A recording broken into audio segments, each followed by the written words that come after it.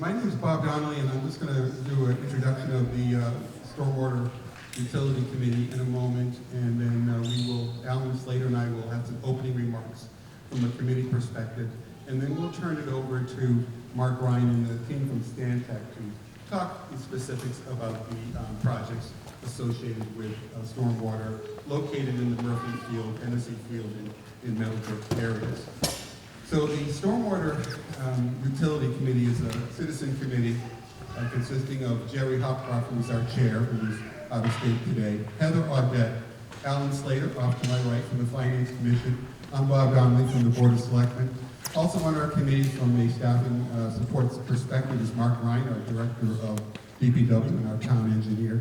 Holly Jones, this says Conservation Planner, but she is our Assistant Planner now, Holly. And Mike Rosen, the Assistant Town Manager. Speak up, please. If you can hear me now, is that better? Yes. All right. So the Utility Committee, this committee has been established over a year ago to take a look at how to finance the 5 to 10 big projects associated with stormwater in Norwood over the next almost 10 years. So primarily we've been focused on what is the project work going to be, what does it cost, and what are the various mechanisms for how to pay for it. We have had a couple of public meetings where we get into that kind of detail a lot. Tonight, we're focused on the project work at Murphy Field, Hennessy Field, and the Meadowbrook. Mainly because, a couple of reasons. One of those are the initial 3 projects, large projects, that are on the table in order to mitigate the stormwater issues the town has been having for about 20 years. So we'll talk a little bit about the overall project plan, but specifically tonight there's a lot of technical information that we will have regarding the Murphy Field, Hennessy Field, and the Meadowbrook area.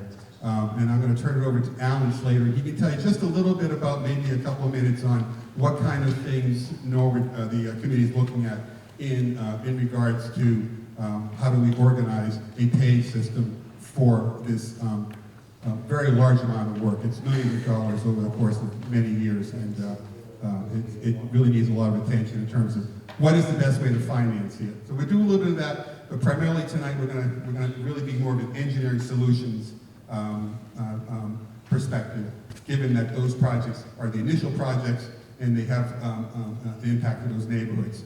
Thank you for coming, and I'll turn it over to Alan now. Thank you, Bob. I'm Alan Slater from the Norwood Finance Commission, and I'm also a retired civil sanitary engineer. So this is a very interesting type of project for me. But what I'd like to really talk to you today a little bit about is the financial part of this project, because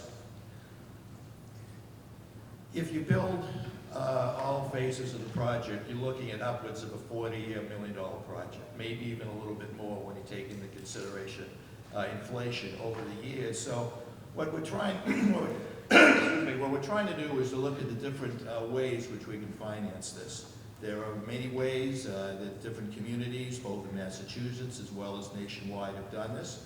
We have a consultant from CDM Smith who's helping us with some of the financial aspects of the project, but essentially it comes down to 3 ways of doing it. One is we can simply fund it out of the regular budget. Capital projects that we do every year, but we generally don't do, $10, $20, $40 million capital projects out of the regular budget. And likely to do that would just exceed, what we'd be able to do, and we'd have to make significant cutbacks in other areas if we use that type of mechanism. So I suspect when everything is said and done, there's really 2 ways we can do it. One is with a debt exclusion override, which is what we did previously at the high school as well as with the middle school. The other way to do it is, which many communities seem to be looking at these days and have adopted, is a is a fee. And it's a stormwater fee, which is based on the amount of impervious area that you have. A single family, as an example, would be maybe 1 unit. A large area, which has a large parking lot, a number of stores, big box, department stores, as an example, may have 10 to 20 units, which means they'd be paying 10 to 20 times more than the average taxpayer will. So I think what we want to do today is just to maybe talk a little bit about that. The committee hasn't taken a position yet. We're still working out some of the numbers, what it means to the average individual if we do this. And we're going to, I guess, Bob, try to have a presentation before the Board of Selectmen on the 22nd of the month. So with that, I'd like to introduce our DPW head, Mark Ryan.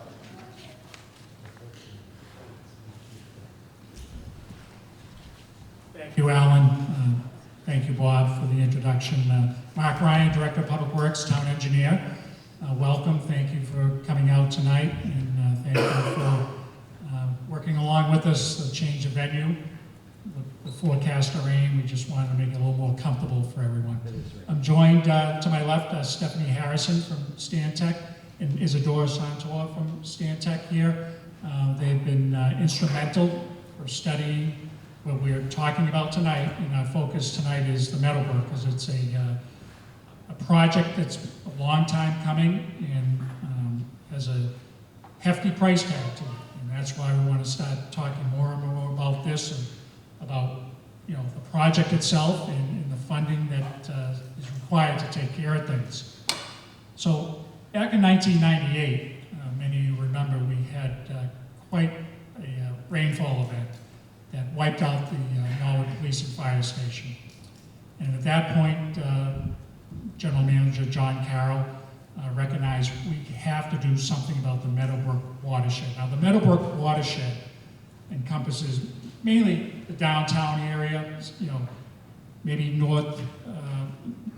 northern part past Prospect Street, and then heading south through the Norwood Center, eventually to the Meadowbrook, basically following the natural grade that was laid out years ago by time and glaciers and what have you. Water just follows the natural course.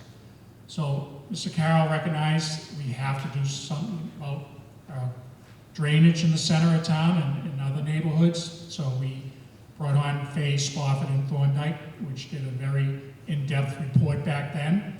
And at that time, the report came out in 2004, and there was a price tag of $8.3 million to do all the different phases of the work, to handle the flooding at the police and fire station, handle the flooding under Manhattan Street Bridge, under the Giles Street Bridge, East Vernon and Central Street, all the way down to Hennessy's Field and eventually the Meadowbrook. It was a hefty price tag back then, and we all know what times were. Every year was a battle for funding. What projects get done were based on need, and Meadowbrook kept being pushed aside. The only part of that project that we did was when we built the police and fire station, we did add a 4x8 culvert. It did help the police and fire station area, but the rest of the Meadowbrook area was not addressed. So now we fast forward to June of 2020, where we all experienced close to 5 inches of rain in 90 minutes. We had flooding everywhere in town. If there was a low point in the road, that got flooded. All right, and the reason being, drainage systems in the Northeast and on the East Coast, they're not, designed to handle storms of that magnitude.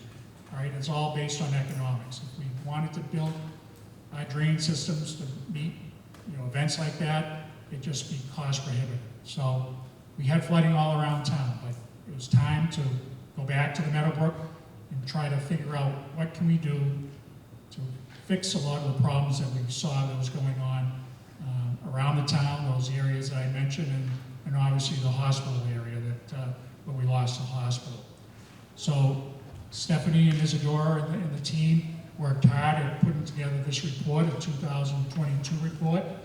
And now our price tag for basically the same projects, we're at $41 million. So we've gone from $8.3 million to $41 million, and that's in 2021 dollars.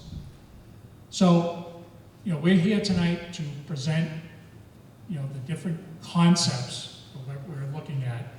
Nothing has been 100% designed because each phase has to have an in-depth design done.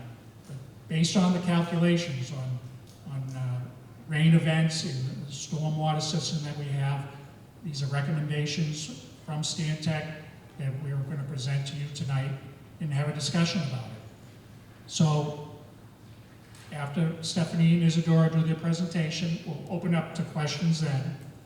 But right now, we did get an email for a couple questions, and I just wanted to get these answered while I'm up here right now. The Meadowbrook area, town of Norwood is 10.5 square miles, and the Meadowbrook drainage area is 1.8 square miles. So it's only a portion of the town. There's some concern that, this whole Hennessy Field and Meadowbrook area is going to be taking over the drainage for the whole town. That's not true. It's only a small portion. And the portion that's drained into Hennessy Field, and you'll see that's one of the more involved and expensive projects, is about 0.6 square miles. So it's a little bit smaller there. So that was a question that came up. Are we taking the burden of all the drainage in Norwood? Absolutely not. It's only a portion of it. So this next slide, this shows our drainage map, and you see all the properties, and you see the different streets, and in red shows the existing drain lines out there. And you can see how, if you look up at Broadway, that's leading towards Norwood Center, all that drain pipe flows down under the Guile Street Bridge, all right, through the properties, behind the properties of Cross Street and Plimpton Ave, and then eventually to Hennessy Field, which I've outlined in green here. So the whole system naturally drains that way. So there was some question of the pipes behind the Cross Street and Plimpton Ave properties. Those pipes are intact now. We hope to take them out of service when we build this system, but that'll be determination at that time. And also there's pipes coming down from the Rock Street area you'll see going between houses, and that leads to Hennessy Field, and that'll be discussed on, well, those will have to stay intact there, definitely. But the reason those pipes are there, if you look at a 1930 area, those were brooks at one time. So that's why those pipes were put in there. Those were brooks behind the Cross Street and Plimpton Ave properties, and that was a brook that was coming down from basically what we call Dunn's Pond behind the police and fire station, leading down through the Shaw's parking lot, Rock Street, Plimpton Ave, and Cross Street to Hennessy Field. So that's why those pipes were installed, to replace the open brook that was there. So there's just some questions on that. There was some concerns about at Hennessy Field, the vernal pools. Our conservation department has verified there are no vernal pools in Hennessy Field. Endangered species in Hennessy Field, conservation has confirmed there are no endangered species there. So I just want to get that out in the open, just because there was some concern about that, and I just wanted to answer that before I pass it along to Stephanie and Isadora. But once again, thank you for coming. I'm going to pass it along to Stephanie Harrison to lead off. But once again, we'll wait till the end for questions, and then we'll be happy to answer those for you. So thank you all.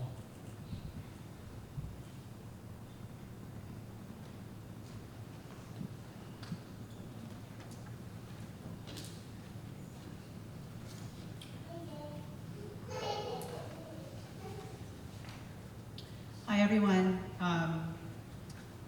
Can you guys hear me? In the back even? Okay. What if I'm not using the mic? Can you still hear me? No. No? Okay. Well, this was right at my height. Do that. All right, so my name is Stephanie Harrison, and I work with Stantec. It's an engineering firm. My office is based in Burlington, and Isadora is here with me. Isadora Sartor, she's worked with me on this project from its beginning, also in the Burlington office. We also have Nick Bouthlet here. He works with the Norwood a lot on the water, with the town of Norwood a lot on the water side. So let's see, so we're gonna talk a little bit about the drainage study. I'm gonna explain the analysis that was done to come up with these projects, and explain a little bit about what the projects look like in the neighborhoods. So, you know, you all are familiar with flooding in Norwood. Flooding can be a nuisance, it can be disruptive, but it can also be like debilitating to the town. And the way the town is constructed, or the way the town is laid out with the underpasses under the railroad, those are some of the areas that flood, and those are critical arteries for emergency response and just getting from one side of the town to the other. So in addition to having the disruption of flooded buildings and flooded businesses, you know, there are very critical functions that the town needs to be able to perform that may be impacted by a major flood event. So, Mark described a little bit about the flooding in 2020, which I'm sure you all remember, and the revisiting of the flood study. And I wanted to provide a little bit of information about how it was different from what was done in 2004. It was interesting because the solutions, the proposed ways to improve the drain system, they were in the same locations, and we'll get to the maps and things like that. But the projects were slightly different because we used updated data with respect to how the town has developed since 2004. So, you know, where the old, what's the Guild Street, the Avalon apartments that are there now, those are all new, you know, they're directing a lot of impervious area into the drainage system and other such developments. And then we took a step of looking forward into the future. Instead of looking at storms today, we're looking at storms as they might fall in 2070. And they're projections, but they're projections based on the best available science, consistent with what other cities and towns in the Boston region are using. Because if we're gonna invest a lot of money in infrastructure that's gonna last for 50 to 100 years, we want it to be resilient enough to be able to handle future storms, not just today's storms. So when you project storms to the future, the storms get bigger, and so there's more water to contend with. And then the last piece is just that we have better modeling capabilities today than we did in 2004, so we can get a better idea of what flooding actually looks like on the surface, whereas older models were a little bit more simplistic and you had to make guesses about what was happening on the surface. So, so with that, let's see. We built a hydraulic model. So the red line shows the outline of Meadowbrook, which means that if a drop of rain falls inside the red line, it's coming through this watershed and leaving through Meadowbrook. If a drop of rain falls outside of the line, it's going to a different watershed. It's probably still going to end up in the Neponset River. Some of it may even still end up farther down on Meadowbrook, but the red line was our study area. And then the blue shows the pipes. So we built this model in a computer, which just means that we represented each individual pipe in the computer. Its size, its depth, its slope. That all tells you how quickly water travels and how much water a pipe can hold. And then, so when you have a computer model, basically the input is the rainfall, and what the information it tells you is how much water is going through each individual pipe, and how much water is ponding and flooding on the surface, and where that extent of flooding is happening on the surface. So, so we built it, but we also need to make sure that it's representative. So we did something called calibration. And the way calibration works is you install a rain gauge. So this white, let's see if I can point with this, the white picture up in the top left, that was the rain gauge that we installed on the top of the Norwood Library. And then we also put in strategic locations, we put flow meters. And so this is one of the flow meters that was installed right under Murphy Park. And what we do is we take 3 months of data. We take, and those flow meters are strategically located so we get major branches of the drain system. And then we take 3 months of data of rain and of flows. And so we look at individual storm events and say, okay, if we put that rainfall into our model, what does the model say it's going to do? And if we put that, and then we look at the data where the rain actually fell, and we look at what actually happened in the pipes, and we just make sure that they're talking to each other, that they're similar. The model is representing what actually happened and how the flows actually move through the pipe network. So that's part of making sure that your model is robust. So we have this calibrated model now, and the next step is to figure out what can we do to reduce the pockets of flooding that the model is showing. So this is where we get a little bit technical. We have something called a design storm. It's the storm event. It's not a real storm event, but it's like a representative storm event that we use as a baseline. So we can use that same rainfall and look at what happens under existing conditions, and look what happens if we upsize a pipe, or look what happens if we reroute some flows in a different direction. And we're able to, using the same rain series, we can see what impact those changes have to flooding. So, the goal in reducing flooding is to move water away from the flooded neighborhood more quickly. Green infrastructure and impervious surfaces are wonderful tools for stormwater management. But when you have a storm that's dropped 5 inches of water in an hour and a half, green infrastructure and percolation into the ground surface isn't really doing much. So green infrastructure has great water quality benefits and it manages small storms very well. But when we talk about flooding, a lot of it has to be managed on the surface or underground through gray infrastructure. A combination. Let's see, so then we're trying to move water away from the flooded neighborhoods faster, but what that means is that it's coming down the hill faster and ending up at Meadowbrook faster, right? Because you're taking it away from a place where it would just be ponded, like in a swimming pool, and you're moving it more quickly. And the problem with that is that downstream of Meadowbrook is the Neponset River, and the Neponset River, downstream of Norwood, has flooding issues. So if in a large regional storm, the town of Norwood puts more water more quickly into Meadowbrook, and it puts more water into the Neponset River, then the flooding downstream gets worse. And the town of Norwood can't do that, right? Mark can't do that. So in addition to moving water away from these neighborhoods, we have to give the water a place to go. And so when we talk about a stormwater storage basin, that is, we'll be talking a lot about that this evening. That is a landscape that is shaped like a basin, and it is normally empty, but when there's so much water that it's overwhelming the town and coming down more quickly through larger pipes and getting away from the neighborhoods and the businesses and the homes that were flooding before, then it's coming into the basin and it has a place to go. Until gradually it goes back into the drain system, back into Meadowbrook, and back into the Neponset River at a manageable flow rate that doesn't exacerbate flooding downstream.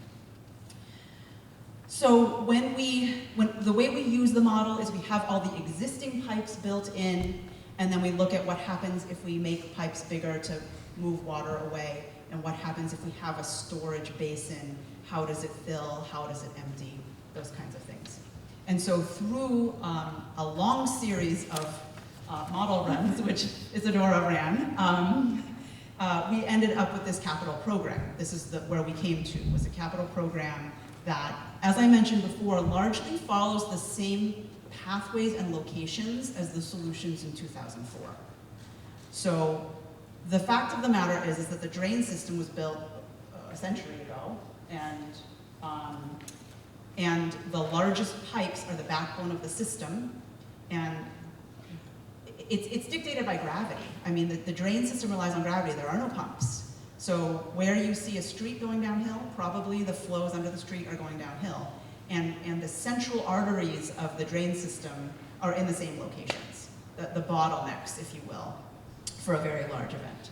So this is kind of starting up at the Nahantan Railroad crossing here, the yellow represents projects or potential improvements. And the red boxes designates it as like a project area. And we'll talk about each red box individually. So we're looking at the yellow. We're talking about taking these flows and instead of sending them to the police station, sending them down through Broadway Street and then under Guild, the Guild Street underpass, from the hospital area coming around on East Hoyle. And we would actually need like a new stormwater crossing under the railroad tracks here. Then this stormwater would come along Cross Street, so we're again trying to take it out of the neighborhoods, the backyards between Cross and Plimpton, and put it in Cross Street, and then empty into Hennessy Field, which we'll talk more about, as the storage point. We kind of call that the wide spot in the line. And in a small storm, it just kind of goes through Hennessy Field as if it was a creek, and then comes out the bottom through Murphy Field, and then into Meadowbrook.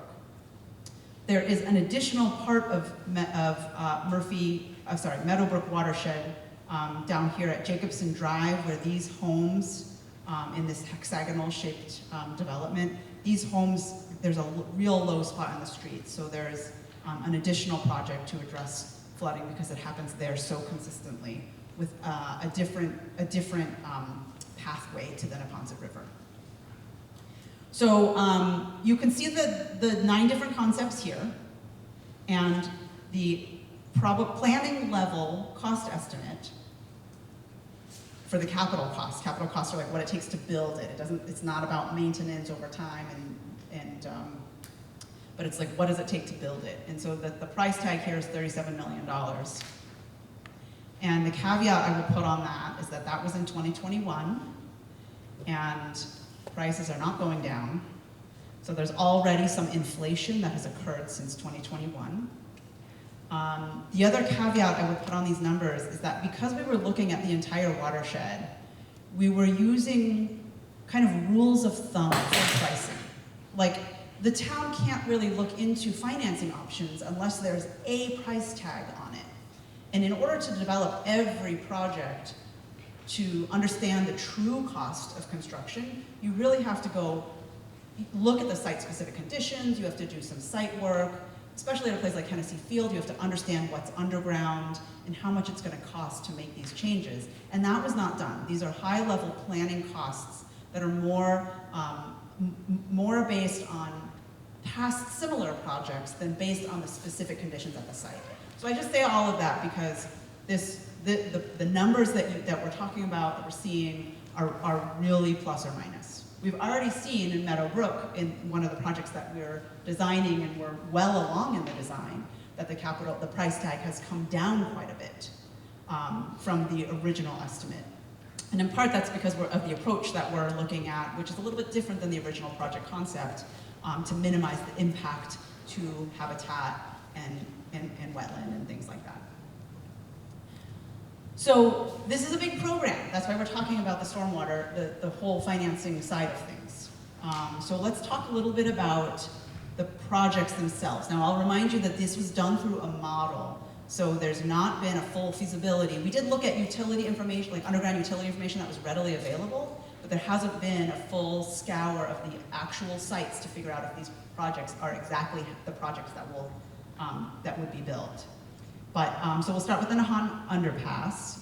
Right now, flows come kind of screaming down the steep hill on Nahantan Street and past the square, right? And it's a really steep hill. I've been there in a storm event, and that water is just like flying down there.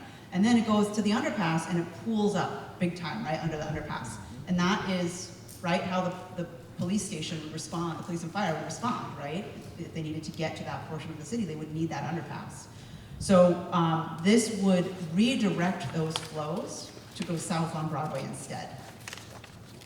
You still have a lot of flows going through the police and fire area and the Shaw's area, but it relieves the pressure on some of those pipes.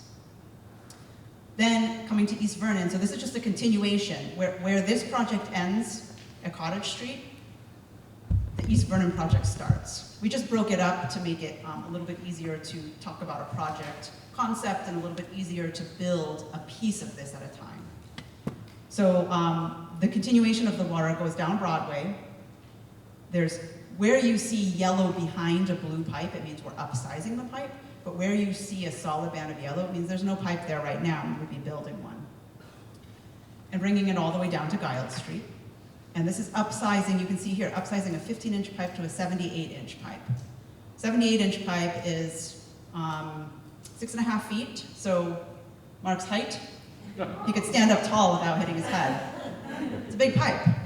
15 inches is a small pipe, you know? So there's a really big difference in terms of how the water flows.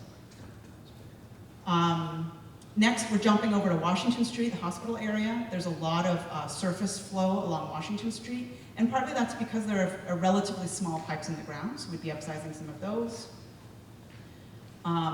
And right now, all the flow that comes down Washington to East Hoyle then goes south through these sort of like dilapidated parking lots down here, and it goes into a little brook channel that parallels the railroad, and then it goes way farther south, it goes under the railroad, and then the pipes go underneath a warehouse. So we can't touch that southern piece, right? We're not like we can't touch it.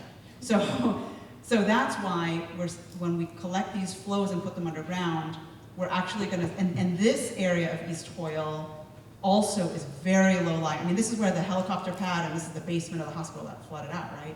And a lot of water pools right at this intersection of Broadway and East Hoyle where the road turns the corner there. You get a lot of just sitting water in that low spot. So we take advantage of that, collect the water, again, over this way, and then develop a tunnel.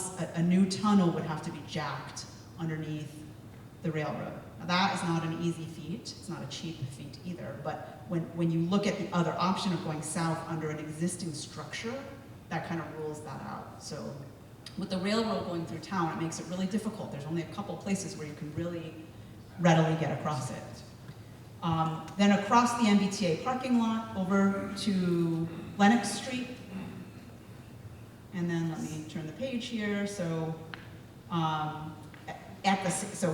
we just came across the parking lot here. We came over to Lenox Street and we ended up right here. At the same time, all these flows that we brought down from Nahanton down Broadway would come to Giles Street. We'd increase the size of the Giles Street underpass, and then redirect flows that are currently going through through the back of these neighborhoods and flooding out the backyards there. Redirect those flows and all the drainage from this parking lot and the drainage from the Avalon down to Cross Street to the top of Hennessy Field. So everything from the hospital has now come across, everything from Broadway and Nahanton has come across, and these big impervious areas, developments have come across. We're now at the top of Hennessy Field. So then we have the Hennessy Storage Basin, which I'm going to skip over right now because we're going to talk a lot about it in a little bit. But we would basically need a place for water to sit and pool and store until it could go to the Neponset River without causing more flood damage downstream. So now we're continuing from the bottom of Hennessy Field through Murphy Field. There is a culvert under here that needs to be increased in size. It dumps into the Meadow Brook. I don't know if any of you have done the walking trails around here. They're pretty nice along Meadow Brook. Meadow Brook itself is getting a facelift because there's quite a bit of debris, fallen trees, and the potential for additional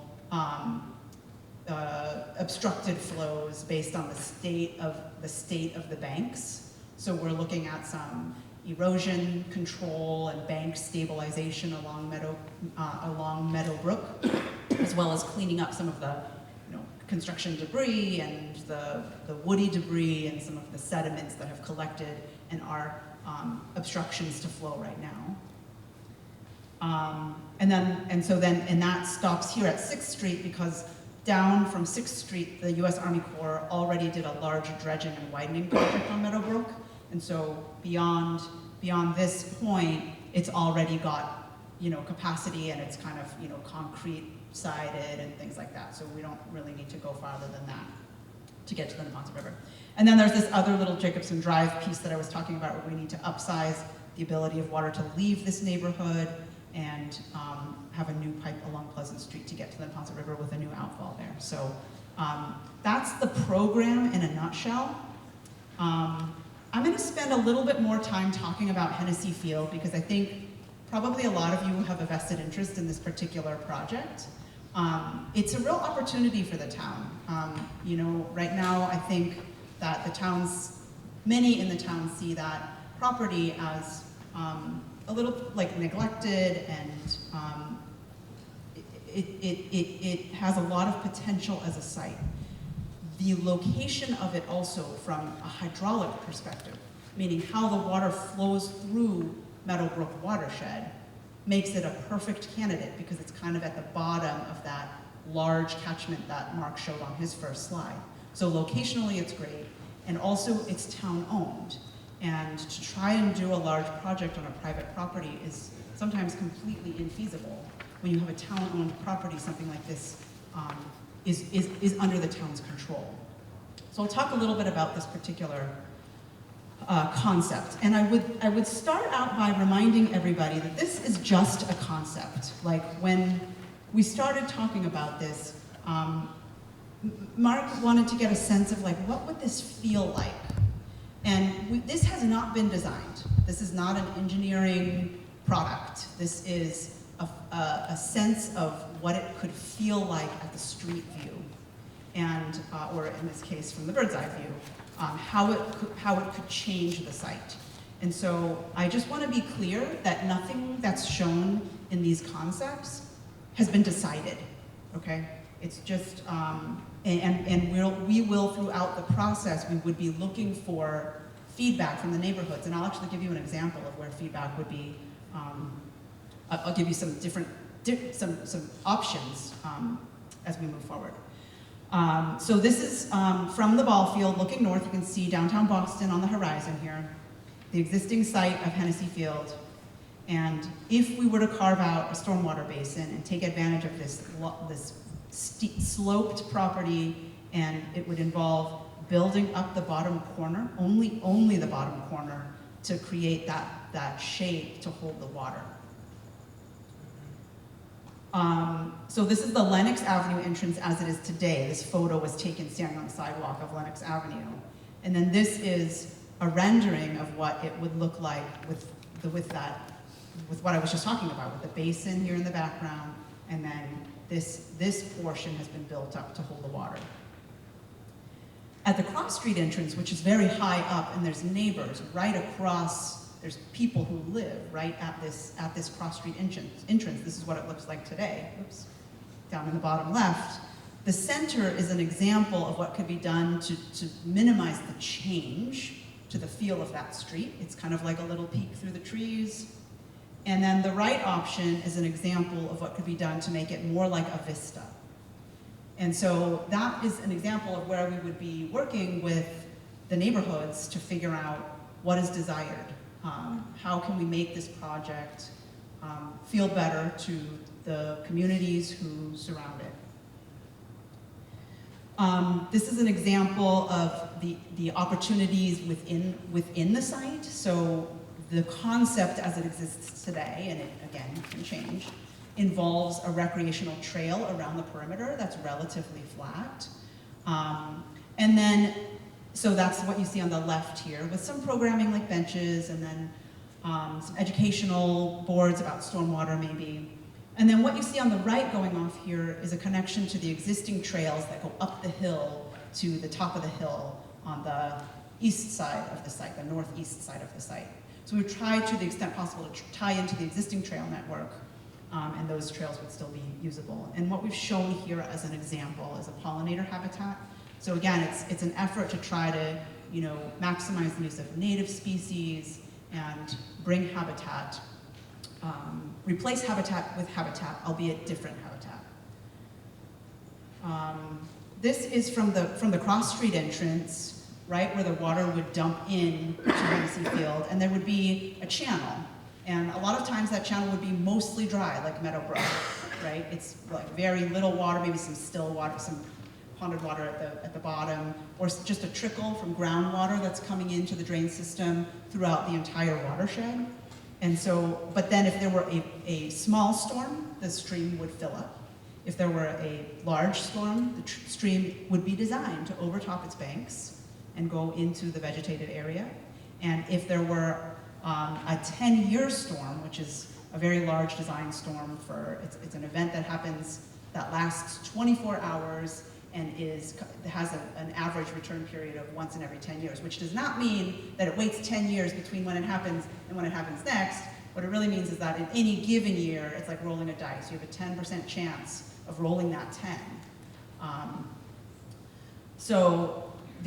This is what it would look like from the top crossing, where you can see the stream, you can see the path around. So this concept shows sort of the major features. So you can see the trail all the way around with the tie-ins to the existing trails.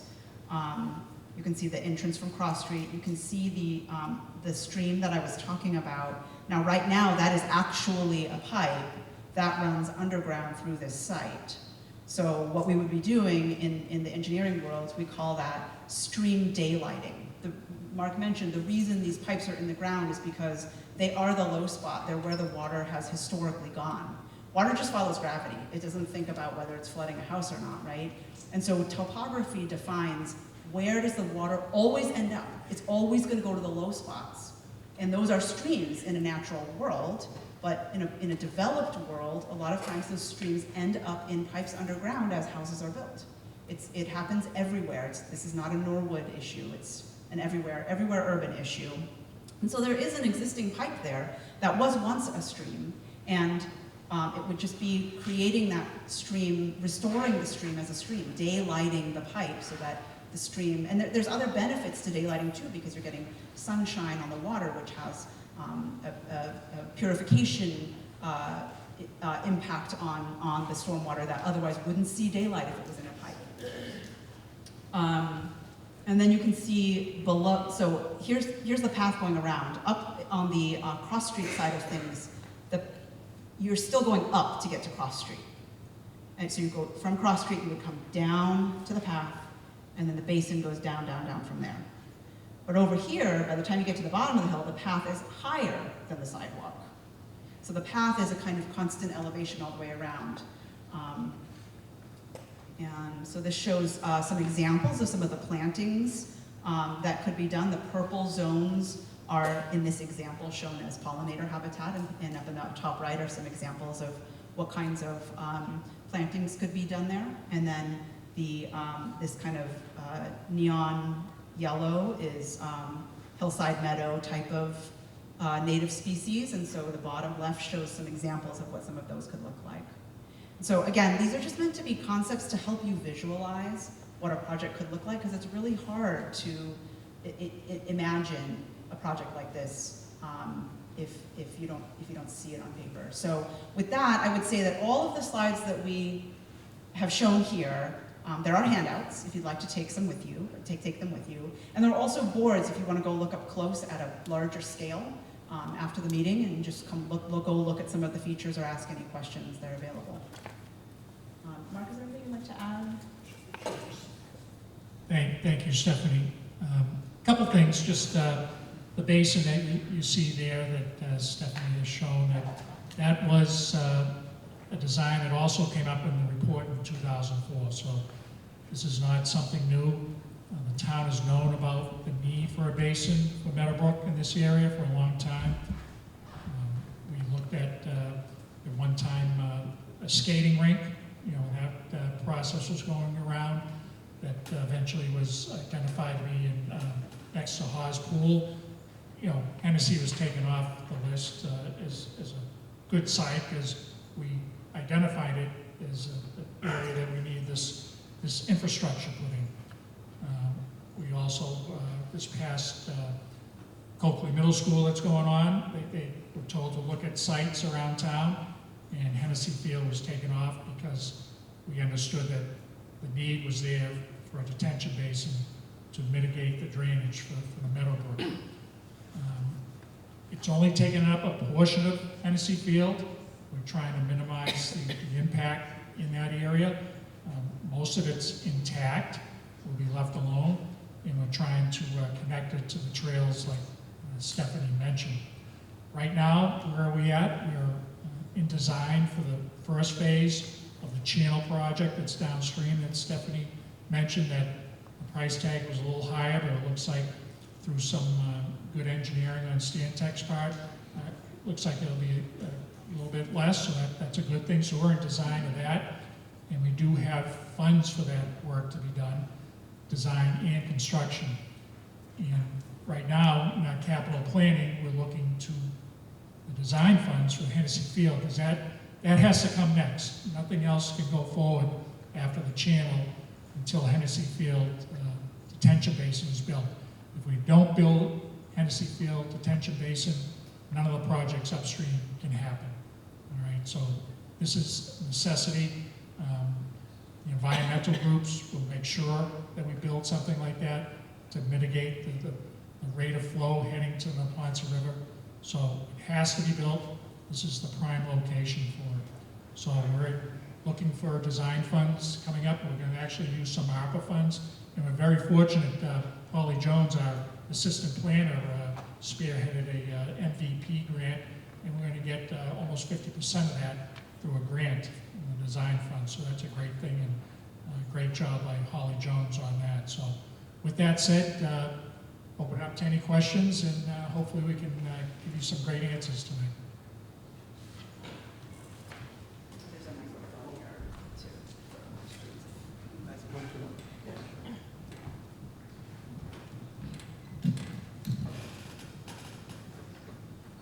name is Bob Pesci. It's a beautiful field. Can't hear you. Is the mic on? Get a little closer. Get a little closer. Can you hear me now? So it's a beautiful field. Has the impact on public works in the amount of work it would take to maintain that field, the cost of it, included in any of the costs?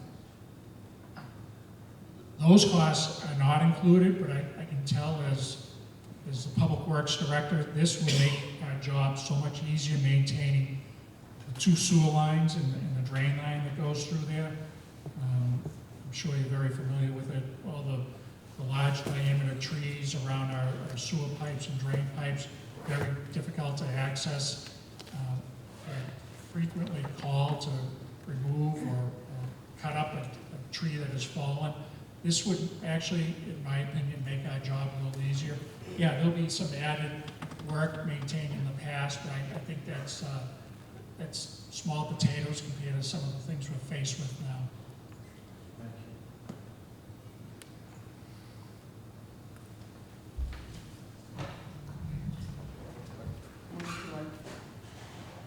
Yes. Do you have a question? Oh. Yeah? Sue Davis.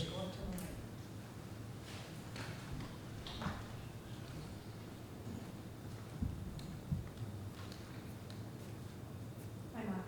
I think you know my question.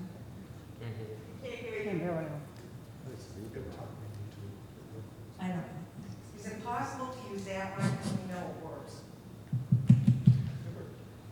It works, but There, okay. I'm not a loud person, but I might be tonight.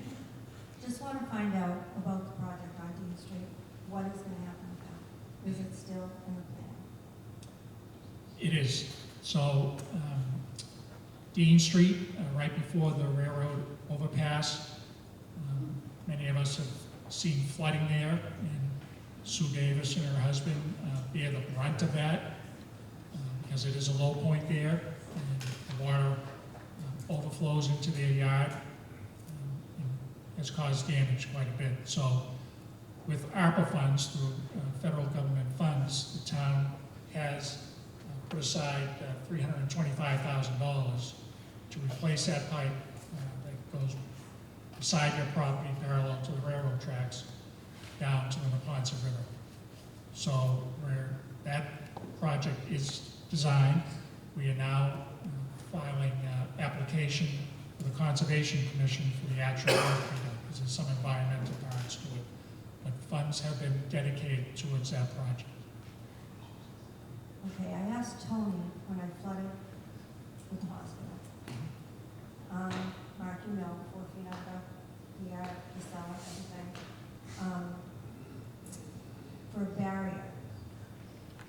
flooded again last Saturday night, the night it rained.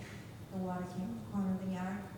When the town built Stonebridge Apartments, built it at a pitch to come down to my yard, started the flood. Then they put the barrier under the bridge, and I believe safety is first, and I understand that. But what it's done is it's funneled the water into the corner of my yard. The town snowplow, for the years, I had a wall in front of my chain link fence, which through the years, the snowplow has deteriorated that. It's no longer there. And the snowplow, not last year, but the year before, the sidewalk plow got caught in my fence because I had nothing to stop them nothing to stop the water or the town from moving the fence. So, thinking maybe a barrier somehow, at least in that corner, might help.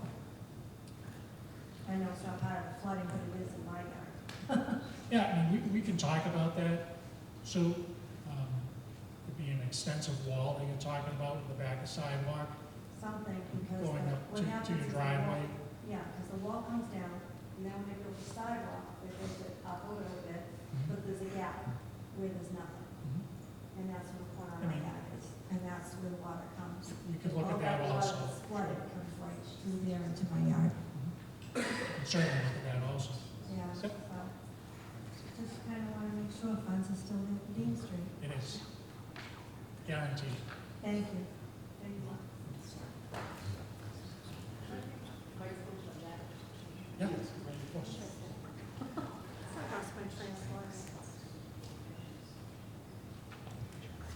I'd like to know, when this water comes out of the spillway by Lennox Ave, does it head into the existing culvert, we'll say that's underground, and comes out by,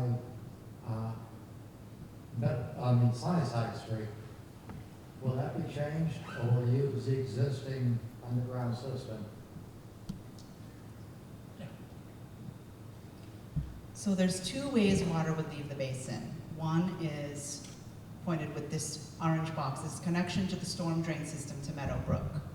So most of the water in most events would exit through a drain in the floor of the basin and go into the existing pipes that go through Murphy Field underground and then go on to Meadowbrook, the same pathway that stormwater takes today underground. This is just a continuation of that pipe. This basin would be designed to contain up to a 10-year storm event. And if the basin filled, if the bathtub filled, the spillway is kind of an emergency release. So the tentative plan for that is that water coming over the spillway would go exactly where water running through Hennessy Field today goes, which is into this ball field, which is well below the road. So the spillway would be intended to direct water coming over the top of the basin directly to the ball field, which is the natural path it would take over land anyway. Does that answer your question? Yes, except, does that mean that what's existing there will not be changed?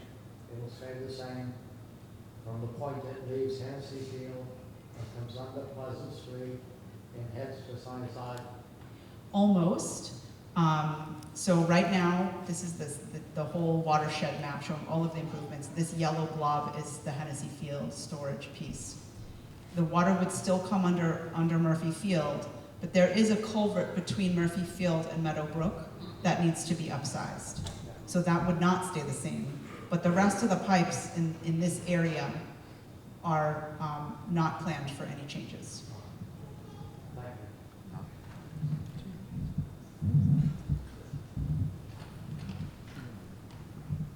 What's the maximum projected depth of the water for a 10-year event in the Hennessy Field?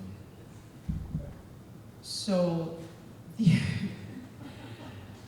so I can tell you from the outside toe of the berm to the spillway height, we're looking at up to, and it's on a hill, right? So in some areas it's shallower, but in some areas it's deeper, up to 12 feet. And again, this is not a concept that has been designed from a full engineering standpoint. This is just a sort of placeholder concept, right? So I would take everything with a plus or minus. But within the dam, within the field itself, the grade is a little bit higher, so the depth of water, I don't really know if I'm explaining this very well. Let's just say 10 to 12 feet in the deepest So part. the reason for my question is, are there any safety concerns about a pool that's 12 feet deep? Yes, most definitely. So if this were built, it would be completely regulated by the state, which has very strict safety standards about, it's the Department of Conservation and Recreation that permits structures like this, berms like this. So there's a very rigorous process for safety purposes, yes. And what I have to say is rather lengthy. There was a neighbor who couldn't come, and I have a letter that I'm going to read. And I'm up here because I've got paperwork. I've spent 3 days or more looking into all of this. How many people here have lived within the Hennessy area for 25 to 30 plus years? Okay. How many of you remember when we had to go every 3 or 4 years into 2000 to prevent the police and fire department from being put there? And DPW. And the DPW. Yeah, and the DPW as well.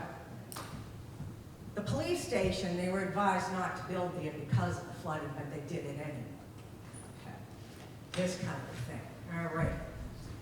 All the work that has been done down in Hennessy Field, the signs, cleaning up all the trash that was in Hennessy Field, as well as basically paying for the signage that's there, that was all done by the neighborhood. So the neighborhood hasn't let it be a junkyard. We've cleaned it up.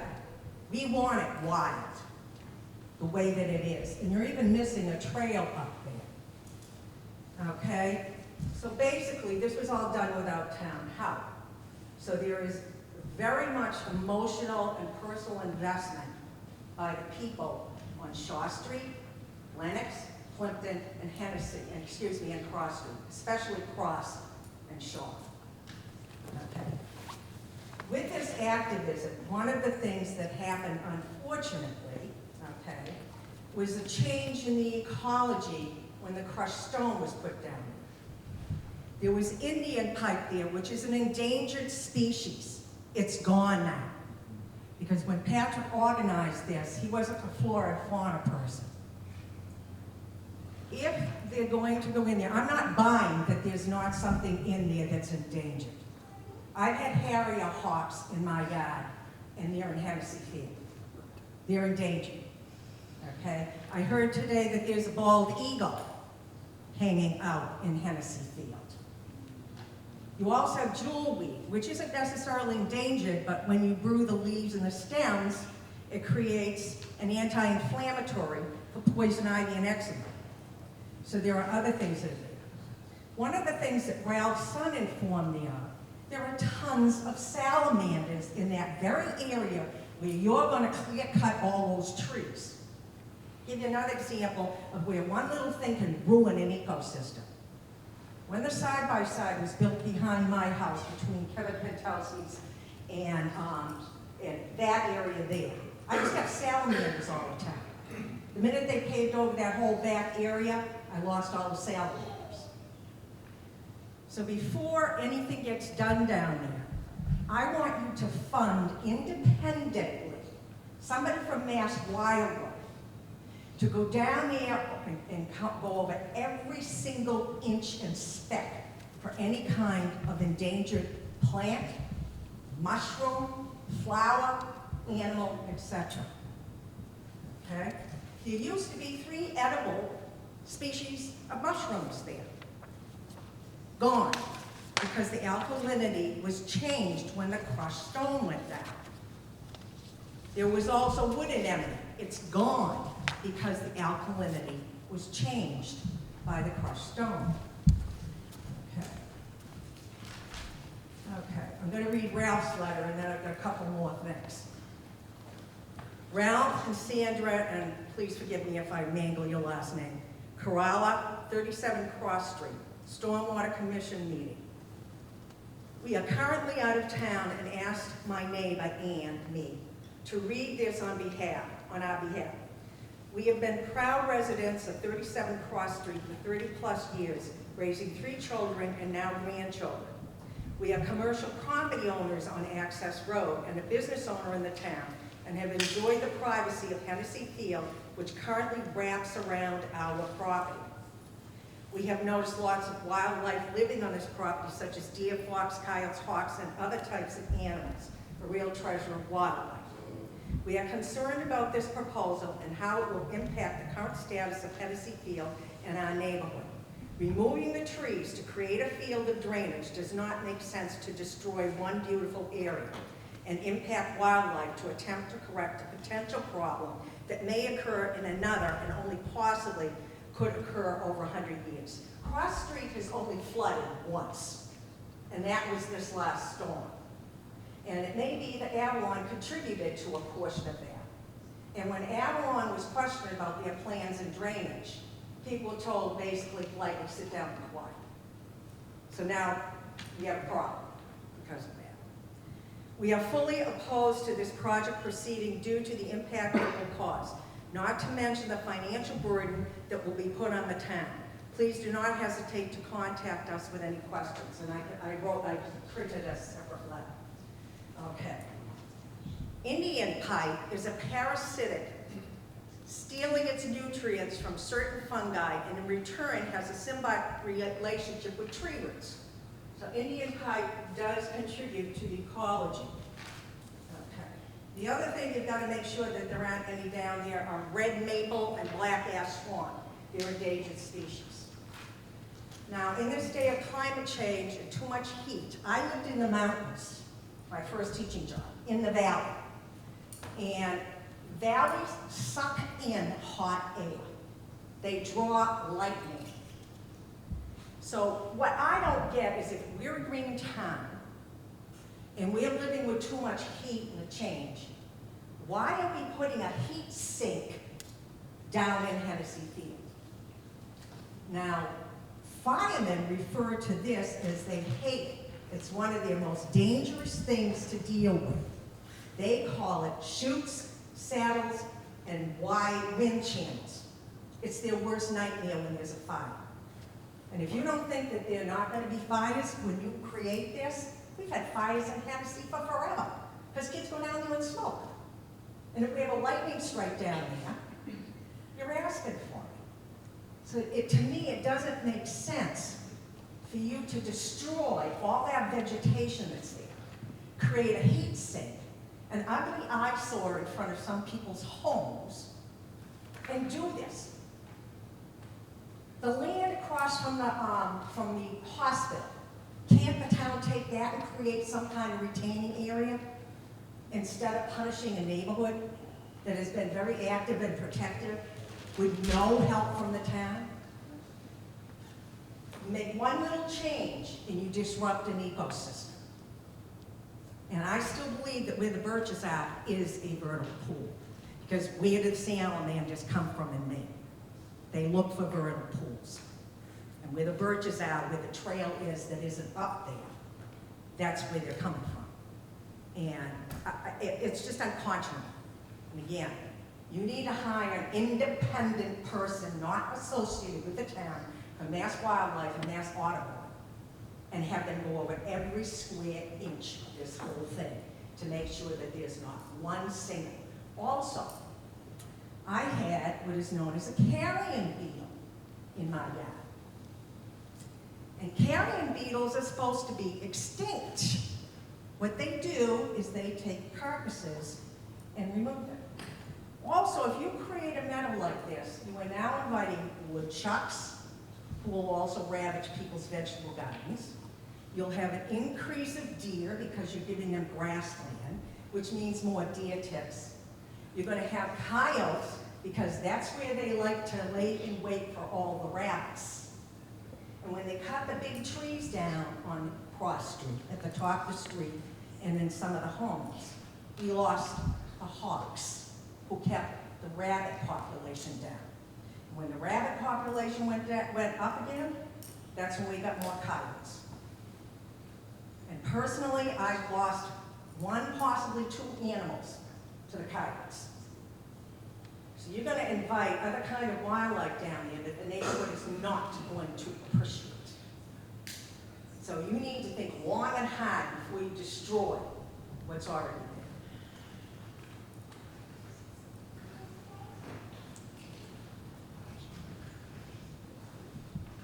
I have a couple of questions. Sure. Thank you. Just a quick I response. want to respond first. Just a quick response. You know, environmentally, we are concerned what this would do to the area and the neighborhood. We will be required to file multiple environmental permits, starting with our Conservation Commission and with DEP. So quite a bit of work will go through during the design of this. So we will pay attention to that. As far as the property across from the hospital, using that as a basin, we looked at that as a potential, but A, it's privately owned, and B, there are some environmental concerns with that underground that is just very cost prohibitive for anyone to dig up and create a basin. Plus you get groundwater is very high in that area, so Take that eminent domain, and that didn't stop them from building the apartments that are too tall across the town. it was considered, so it's not on the table right now. Hi. So I live in a home that, can you all hear me? Yeah. That has been around probably older than anybody here. It's over 100 years old. This project that you all are talking about, it's been proposed multiple times in different things, not like this. So this is nothing new to most of the older generation that's here. But I have a couple questions. So first off, I'd like to know how you notified everybody that we were going to have a meeting today. So initially, mailings went out to approximately 350 properties. What streets? I was gonna say, where did you send those? So I can tell you Plimpton, Cross Street, Lenox Street, Hillside, Lenox Ave, 1st, 2nd, 3rd, 4th, Audubon, Lawndale. How about Shaw Street that butts right up to your proposed project? You think you would have It should have been, Shaw yeah. Street? I made the list, or I made the map that the list came from. So we started with drawing 300 feet around Hennessy Field in every direction. Then we filled in anywhere where it was in the middle of a block where that 300 foot ended. We went to the end of the block. And then we went all the way down through 6th Street following Meadowbrook as well. Okay, so I'm gonna inform you, I'm a foot, 1 foot. I didn't get nothing. I have neighbors that are 1 foot that didn't get anything. I have neighbors that are 8 feet across the street from me that didn't get squat. That's why they're not here. So a little better pre-planning, because you're wanting to totally annihilate something that all of us for 80 years plus have fought very hard to keep. So that's first thing. Second thing is, we built our home 100 years ago. Grandfathers, great-grandfathers built the house. Next door, we sold the lot that we owned. They're building a house. I am here to tell you, that property right there, the reason why the city has not built on that property is because you're not just clearing trees. I don't know how many of you are new to the area or have been here maybe 30 years. You don't know, you don't understand because you've not built in this area. You have got massive boulders and rock systems under this ground. You are not talking about clearing. Let's get one thing straight. Clearing trees is cutting down timber. You are talking about major blasting sites. They are going to blast to get down into the level that you're doing. Not to mention our kids that play in that park right across from where they're wanting to put this, that our kids love to play ball. Now you're gonna have drowning issues because I come from the Mississippi area where it floods all the time. People drown all the time. Water takes weeks to go away. I don't care if the state, the city, whoever, unless you put an 8-foot tall fence and don't get a kid that wants to decide to climb the fence when there's water to go swimming, then you have open drainage holes where they can get sucked under and drown. Let me tell you, it's an issue. We've had tons of drownings in our area. So when you talk about clearing, let's clarify the verbiage used. You're not talking about clearing, you are talking about blasting. So what's that going to do to our homes that are 100 years old? We're a foot from where you want to blast. So you're telling me that's not going to bother my home, and if it does, what are you going to do? Fix it, and then 50 years later, whenever it goes to my kids, my husband's kids, it's going to come back, and then you're going to say, sorry, we fixed it once? You got a lot of issues, and if you've never walked that site and actually been in it or dug a test site, you need to take a look at that, because that's why nobody's done anything the past 100 years in that area. Not to mention, we don't want it. So you need to inform people better. I have a question from a resident on Birch and Pomona. I have a question. You want to? Okay. Yeah, I think do that. Well, this woman just brought up one of my issues. How are you going to build this basin without blasting? That's an issue when it came up when we were talking about DPW. I don't know if I've considered Hennessy or if I've considered Pleasant, the Pleasant Playground area. At any rate, I'm concerned because you pointed out on that map that nothing's going to be done about the Birch Road, Hillside, or the neighbors that go into those two roads. Birch Road at Woodland floods every single time we have a heavy rain. So I'd like to know if anything is going to be done about that. And one other point is, I found out about this meeting by reading the local newspaper. So you did publicize the meeting, although maybe not individually. Anyway, thank you. Newspapers are very outdated. They don't work anymore. Just Do we have any questions? Yes, sir? Thank you. Mark, if I may, you said 2004 seems like a lot longer than that when we were looking at this. But one of the options that was expressed back then was an extremely large holding tank under Murphy Field. Instead of the detention basin or for a smaller detention basin. Has that been looked at this time, and why was that ruled out for expenses or practicality if it was looked at? So I'll start off first. So the first study in 2004, we looked at underground detention basin there, and it was just, the costs were absolutely enormous. But then the other concern you have is its relationship with groundwater. There are certain requirements that a basin like that has to be so many feet above groundwater. You just don't have that separation there. So there's just not enough area or volume to make that happen in the Murphy Field area as far as putting something underground. Okay, and is that parcel always was, where you're showing the detention basin, school property, is it still school property? No. It's a combination of school, tax title, town property, yes. Yeah, from the detention basin to Pleasant Street was the town, and Correct. where the detention is was school. Yes. There was a vote at the time of the potential police fire by the school committee to turn that over to the town. But I don't think it ever went to town meeting. I don't think it was ever voted. So it might still be in the school property. Correct.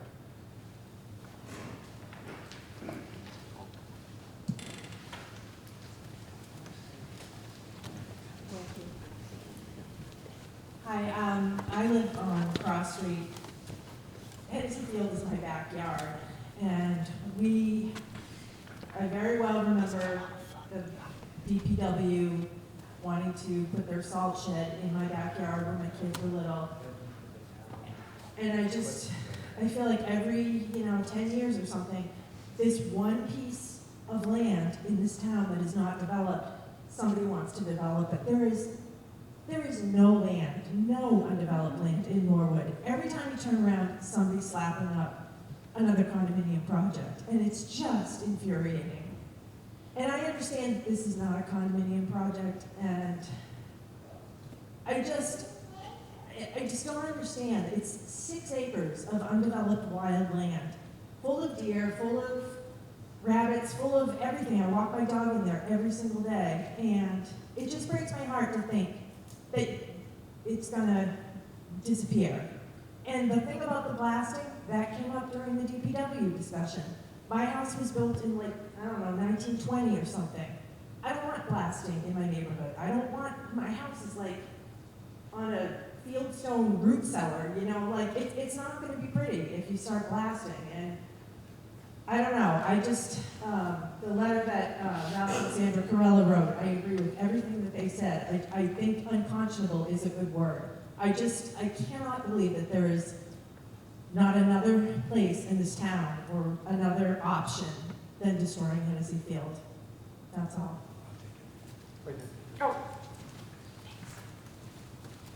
Any other questions?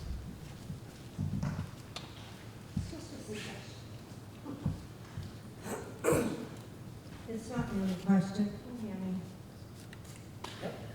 Okay, it's more of a suggestion. I mean, I remember when I flooded, it came down like a waterfall over the tracks. It was a waterfall.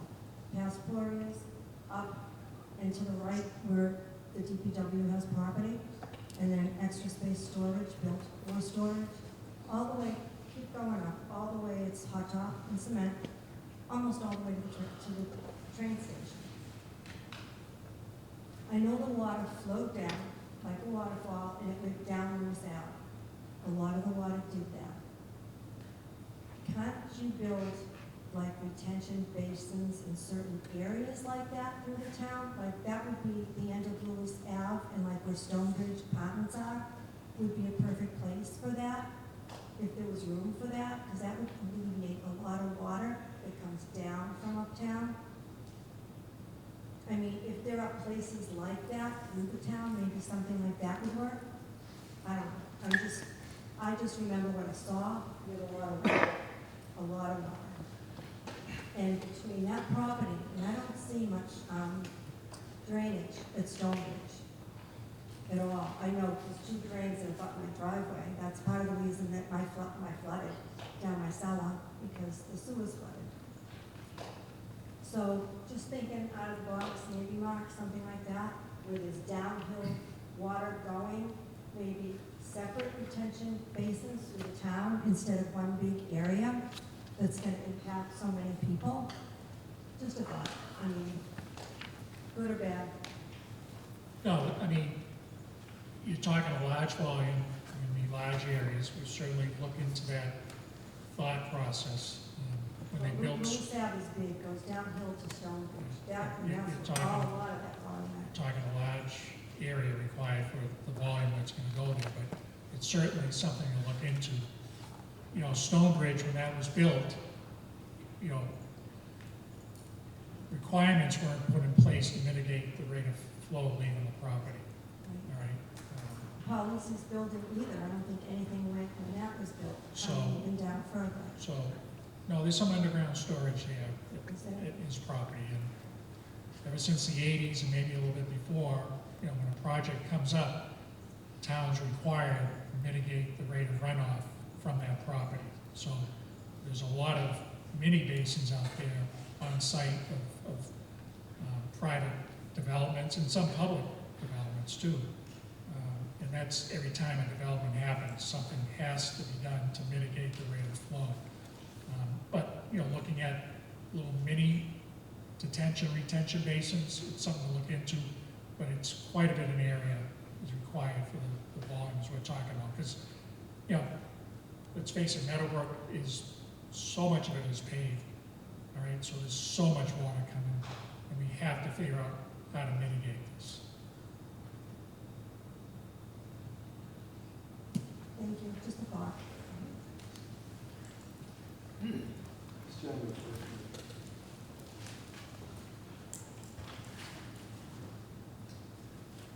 Well, maybe there is a compromise.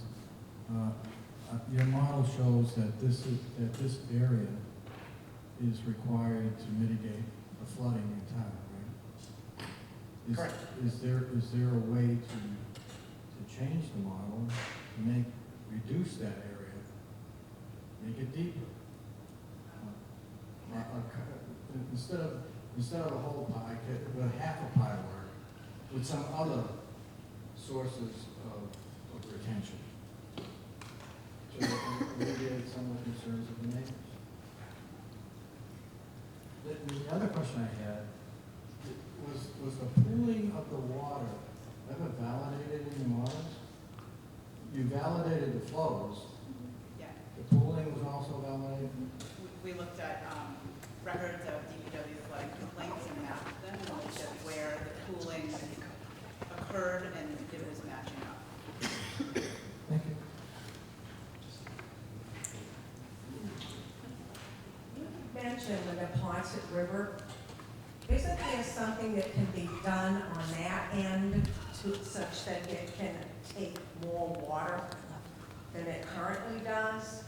And then the other thing that really was concerning to me was I think the first time I caught wind of any of this was a month and a half or so. It was the first part of June. There was something on in the newspaper. Knowing the history of the neighborhood of Hennessy, why didn't you have a meeting like this before doing all of this? To me, that's where it should have started, because this has such a big impact.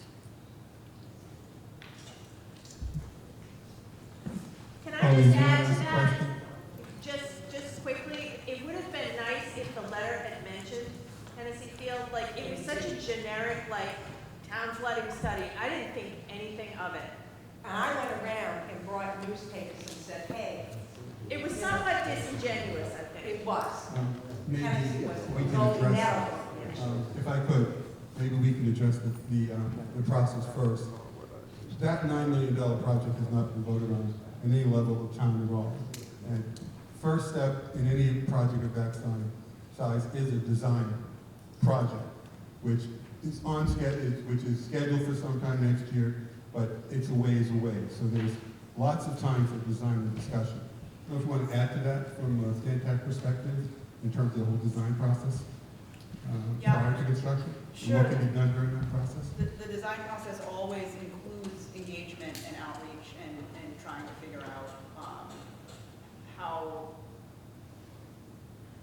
how projects would best fit into the communities that they're going into. You know, I'll be honest that some of the earlier studies I looked at tried to accomplish things like underground storage at Hennessy, and that's even more excavation and then replacement, right? So it's, you know, what this was an attempt to do was to take most advantage of the topography that's already there, the hillside that's already there, without affecting, you know, the land, the topography as much. I mean, and the other thing I would say is that when it comes to stormwater storage, it's kind of like real estate. Like, location is really important. So if you have a bunch of smaller basins that are farther up in the watershed, a lot of times, because of the way the hydraulics works, that just means that you need more volume collectively. And so it can be less feasible to try to get your storage volume that way. So there's a lot of factors that have gone into this, but the conversations are not over, right? I mean, the process for design has, you know, this is a concept that was put together. There's been essentially no design work to date. So we're starting from the ground right now. But we couldn't really have this conversation without understanding How much water are we talking about? What does that translate to on the site? Like, that's why we developed these, was to have this initial conversation. If we tried to have conversations before this point, it would be very hard to, even for us, to get our heads around, you know, to even have these kinds of exchanges. So I think you always have to get the concepts to a point before you can really have a meaningful conversation.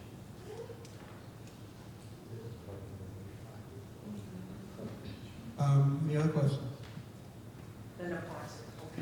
I can respond to it a little bit.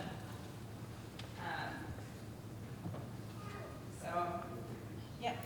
Hi everyone, I'm Polly Jones. I'm the assistant planner here in town. Until recently, I was the conservation planner and conservation agent. So I've been working with the Norwood Wetlands Protection Bylaw for the last 3 years, and with the Wetlands Protection Act for the last 5 years or so of my career.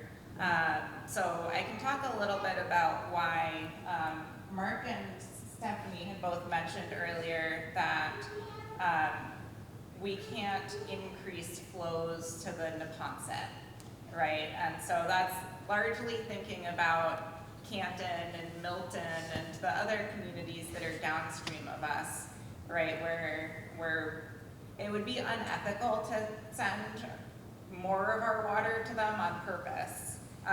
But it would also be against the law.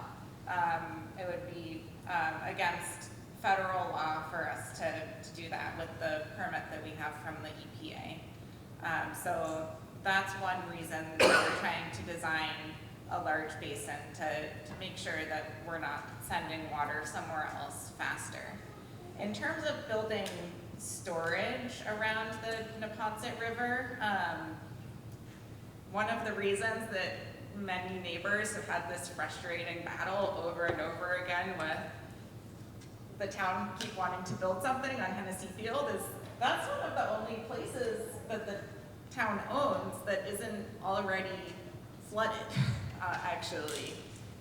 So, you know, with the exception of our schools and town hall and so on. But we do own quite a bit of land around the Neponset River.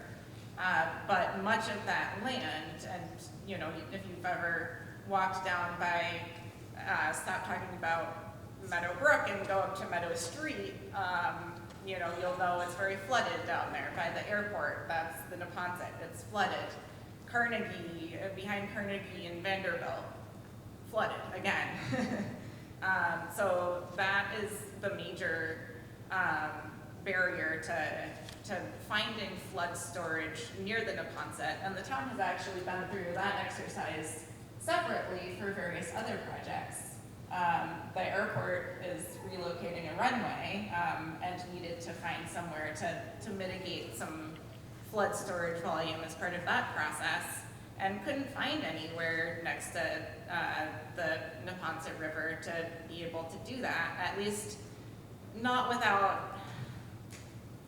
So for example, if you are at the interchange with I-95 and Neponset Street,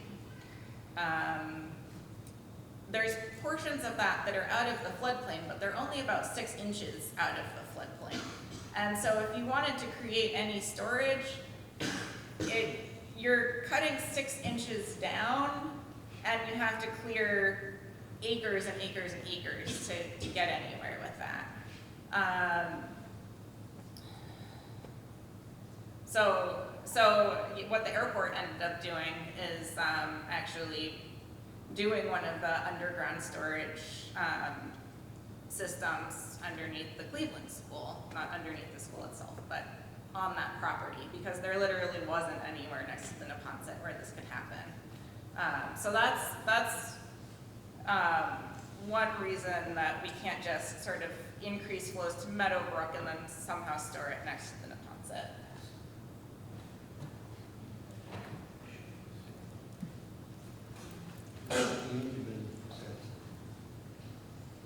No. Hi, I'm Ian Haley. I'm a town meeting member. I'm on your finance commission. And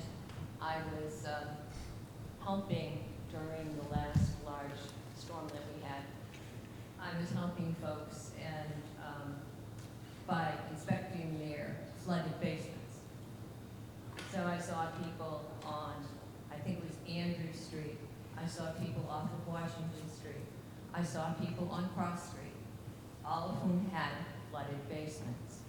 So I think that we need to find a good balance, and I'm not sure that we're there yet, because we have to help people be able to maintain their property and not be flooded out. And yet, 100%, I love to hug a tree, and I don't want to see any more of our parkland gone. And it's not usable as parkland if we do this retention base. I think that I'm sitting here and I'm thinking about all of the time I spent as a child when Norwood was small. And I lived up on Casey Street, and we had streams going downhill, and we had streams going down from Jency's place, and we have streams going everywhere in this town, everywhere. And I think it's unfortunate, but just where you're living, around the Meadowbrook area, you're the lowest place in the town, and we want to protect you because some of you did get flooded during those storms. So it's hard, but I'm thinking, we need to do this. We need to fix it. And I don't have the right answer. I'm not an engineer, but I think that we really have to do it. And we have to do it now. Because, I mean, I saw people get flooded years and years ago when we had floods coming down into the fire and the police station and stuff. So it's told us for the last 20 years that we need to do something. And I'm sorry, but your buildings, your places won't be any good if it goes underwater.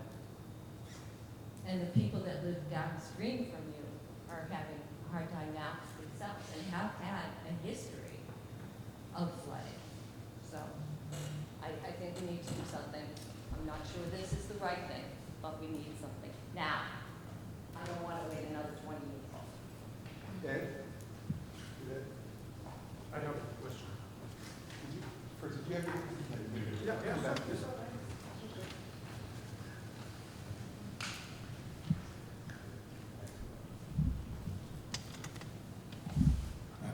Thank you for the presentation. I was just gonna ask, is it gonna do anything about the water coming from down Pleasant Street, Lenox Ave, and Lenox Street?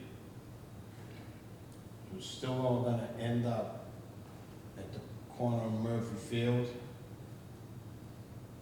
but you're gonna have to build up from the ground level now to get to the wall of the basement to hold the water that's gonna be coming down in the proposed project, right? Correct. So, if you're gonna be building up that, but then you're gonna have all the water from all the other areas, like pooling up at the bottom of that, at that intersection of Pleasant, where the water is now, like those side streets off of like Sunnyside and stuff. So, just a thought. Yeah, the wall that we were showing is upstream quite a bit from that particular intersection. Yeah, but how many feet up is it from the ground?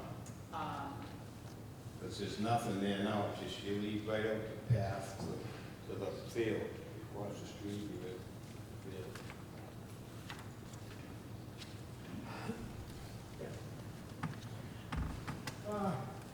Hi, how are you? My name is Marek Giszczyński. I live in David Terrace, end of the David Terrace, where there's Rotary.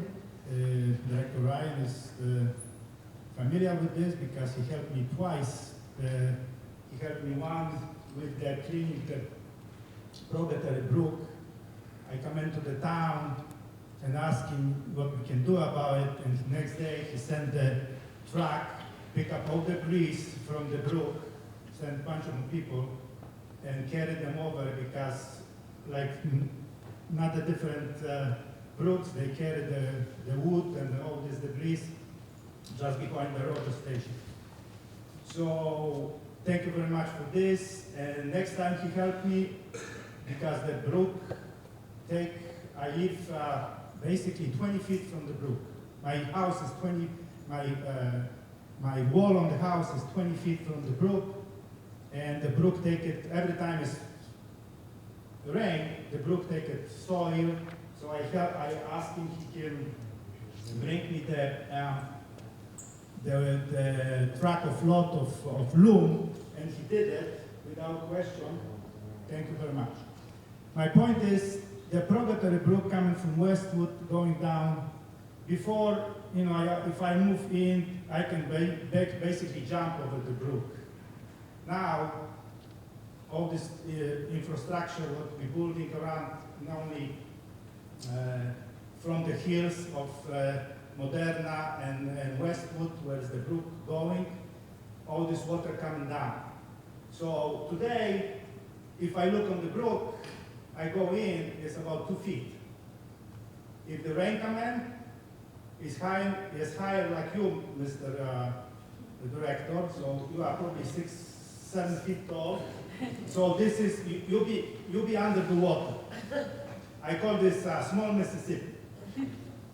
So I have a suggestion. I'm not engineer, but I have it, I look over this a few times, and the brook go under the Route 1.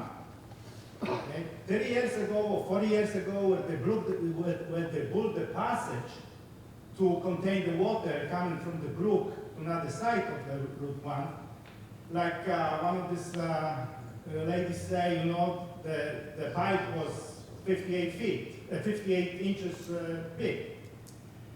So it's good for the time 30 years ago, contain this water and pass it to another side. No anymore. Now we needed build another passage, bigger passage under Route 1.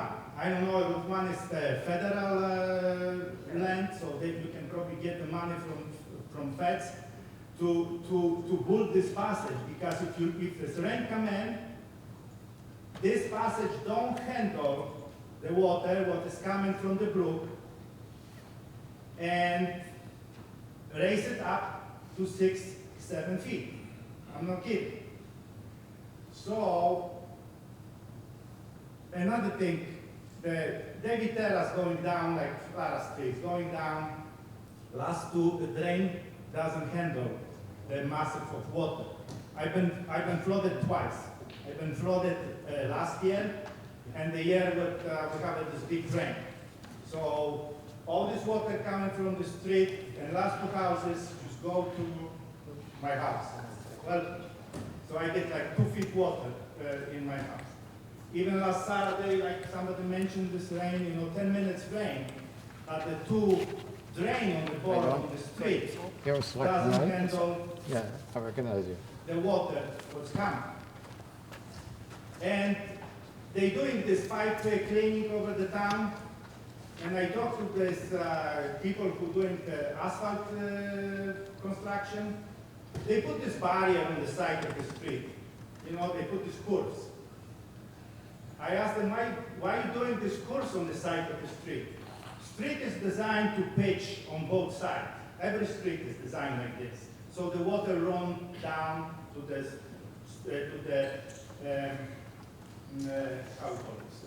water drains. So before, we don't have this curves, all right? Now, so 50% of water drain slowly to the side of the street and go to the grass area and disappear. Now you contain all this water was coming from the street, go to the pipe, what doesn't hold the value of the water. So I asked them, they just shake their hands because they don't want to answer. I know the answer is probably about environmental, contain the water in the street and go to the things, but there's no, it's good for environmental, I understand this. You try to keep the oil, wherever cars use it and pass it and gasoline to the drains. But somehow this water goes someplace else to the environmental. That doesn't matter coming here, coming someplace else, and now you're losing 50%, I don't know if 50, I'm just guessing, 50% water running from the street, going, you know, on the side of the road. So I just thinking maybe you can make some notes and have something in mind, how we can enlarge or put another pipe. I mean, you don't have to destroy it and think you just have to, next one, you have to build another pipe, bigger pipe across the Route 1 and just take the volume from the brook because now this pipe will handle. If it's rain, what is the passage? You don't see the pipe because the pipe is covered by water. It doesn't handle the volume. Thank you.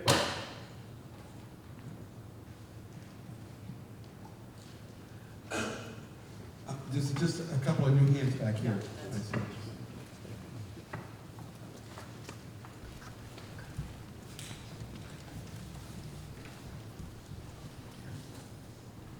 Thank you. I'm Joe Greeley. I'm a town meeting member. Thanks to you, Runner. I do applaud it and appreciate the effort that the committee and the Stantec folks have put together. If this, I won't say if, this has been a problem for 25 plus, maybe 50 years. And this is, I've been a town meeting member for more than 30 years. And this is the closest we've come to actually doing something about this problem. So I do applaud all the effort that's gone in. It is a given, as Haley mentioned. It's just a fact that we need to do something. Whether this is that something or not, something has to be done. Unfortunately, it took the June 2020 storm and the loss of the hospital to make us do something. Just like it took the swamping of the former police fire station for us to replace that. We built the police fire station on a pond, and basically, 1 + 1 = 2, and there was no way around that. So I think the proposal here, it's certainly not perfect. I've walked through Hennessy Field, and I don't think I've ever hugged a tree, but I mean, every time you go through there, you see critters and birds and you name it, and it is like it's a gem, and it's an oasis in the middle of a community. And I was there tonight with a couple of folks, and we probably saw 8 to 10 kids on bikes going through there. And every time I go through there, it is, as I said, it's an oasis in the middle, and it's a great resource for the folks, especially that live in that community. And you'd hate to lose it as it is. But the flip side of that, the detriment, the downside, is, okay, well, let's leave that area and let's go talk to the literally hundreds of people that have had to go out and buy sump pumps. And they've had to, after the storm in 2020, and various other people, the town manager and various other people had to knock on doors. And there were so many people who were flooded out, and that's a regular event for those people. So just the fact that we're bringing this to the forefront now, is commendable. Just a couple of comments. One, as I said, I'm a town meeting member. I'm not in this district, but I would certainly recommend the next time we do a mailing that you incorporate the town meeting members, because that's what we do. That's what we're called upon to do. And we run for those positions because we want to represent the community, and that's our job. So I would highly recommend that you include them. The other thing is, this is what we're doing is we're trying to solve a problem, and to me, what we're not doing, or maybe we are, but we're not shedding light on it, is to try to do something about the problem before it's actually a problem. And what we're referring to is every time a project should come before the planning board and the ZBA and various other Concom and various other groups, we should be looking, year after year, we should be looking at beefing up the requirement for tools to reduce the amount of impervious surfaces. I went to one of the hearings, a couple of the hearings for the hospital during the planning and design stage, and there was a real hesitancy. There was some advancement as far as limiting the amount of impervious surfaces at the hospital, But in my opinion, it could have gone a lot further. Things like green gardens and just common sense. If you look at the 2 blocks away from Hennessy, you've got the MBTA parking lot. And that's bigger than, I don't know, maybe 2 football fields of nothing but asphalt. So the next time the T comes in front of us and says, we're gonna redo the parking lot, that should be something that we're immediately talking to them about. And there's no question that that's a requirement. And the same is true for all those, what's the Avalon. Well, Avalon has already happened, but, thank you. But the residential proposals that are up and down Lennox Street. 259. Thank you, 259 Lennox, thank you to the runner. But basically, anytime any group comes for further development, that should be something, it should be a given. And I'm sure it is, but we should just beef that up that much more, because we're not really solving this problem. We're dealing with it, but we're not solving it. We're doing a great job of channeling the water, but we're not fixing the front end of the problem, in my opinion. And I just think that what you're doing is great. In my opinion, something has to be done. I hate to lose someplace like Hennessy. It's like Shattuck Park is a similar situation. You'd hate to lose that from a community standpoint, but something has to be done. And if this is the best we can do, then so be it. But something has to be done. So, thank you.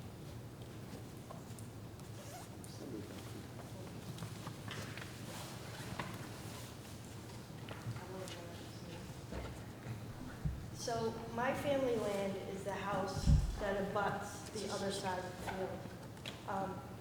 I'm not going to beat a dead horse. Everybody's talking about the infrastructure of the houses. You can't even put a tomato plant in the ground without hitting ledge. It's awful. Hold the mic up. Okay. Really? Okay. So I have a couple issues with the standing water that's now going to be created. The mosquitoes are horrible as it is. And it's just going to be, like, you can't walk out after 5 o'clock at night without getting attacked with mosquitoes and bugs and stuff like that. My house, our property has always had trenches dug around because of the water that's already coming through from the field. For 130 years, I've been digging trenches to redirect the water that's already coming down there. So now I feel like, and it's a horrible thing that's happened to everybody across the town.